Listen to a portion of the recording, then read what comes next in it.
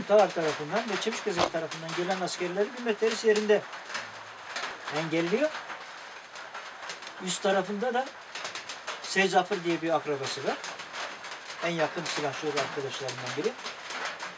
Bir ara ne oluyorsa sol taraftan, Tağar tarafından o kadar çok yoğun mermiler geliyor ki o Meteris'le yaptığı büyük taşlar yığılıyorlar.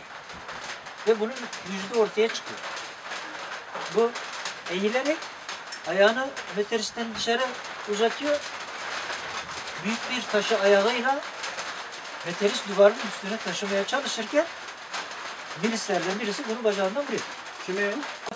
Bir bakıyor ki Meteris'inden sesler zayıfladı.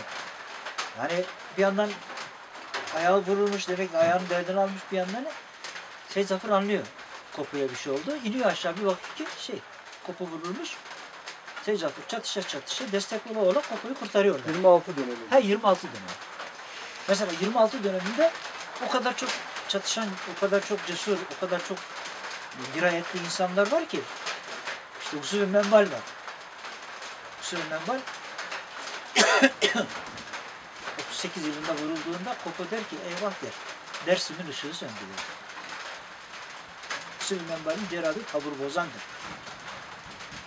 Birkaç yerde taburun maneviyatını bozan, darma duman eden bir adam. Birkaç yerde. O Kamisar'da o. Reşkanlı'dır. Evet. İki hadisesini çok iyi bilirim mesela. Bozan sırtlarında taburu dağıtıyor. Tek başına Meteris'te yanaştırmıyor. Saatlerce mi diyeyim, günlerce mi diyeyim artık yapamıyorlar yani bir şey yapamıyorlar. Şeyde de Tağar tarafında da ulu yüksek bir söğüt ağacının ortasında kendisine bir şey yapıyor. Saklanma yeri yapıyor. Amutka tarafından gelen askerleri işte dağıtıyor. Ama mermi nereden geliyor? Yani maneviyat kırılıyor askeri. Habire yaralanıyor, habire vuruluyorlar. Ya bu nedir? Saklandığı yerde vuruluyor. Yani sanki böyle bir kartal eline silah almış, her mevzideki adamı vuruyor gibi. Bir yılan gibi, aynı şey, bana anlatılan o. O yüksek Söğüt'ten bir yılan gibi aşağı doğru iniveriyor, bakıyorlar ki Usul Menbal.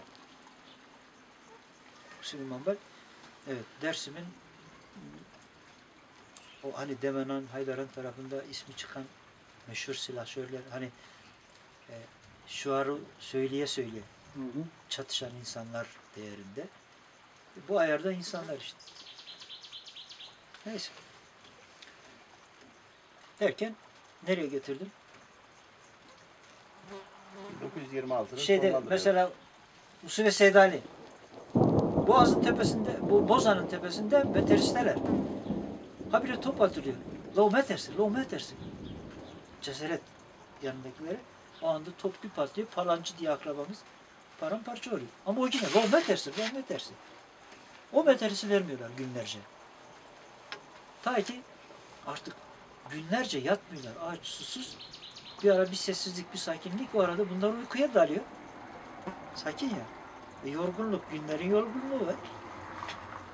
Meteris ele geçiyor. Bunlar yaralılar, kaçıyorlar, vuruluyorlar. Bozan'ın sırtı ele geçiyor. Bozan'ın sırtı ele geçince oradan alanlara ateş etmek.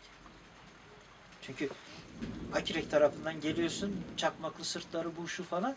Ama Bozan'ın sırtını ele geçirince Pirik Tepesi'ni falan her taraf avucunun içi. O da öyle.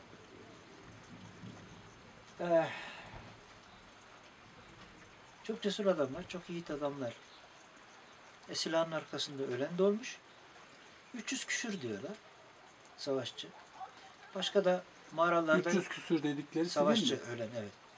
Başka ölen sivili katmıyorum yani. Bunlar iyi silahşör. 26'da. Tabii.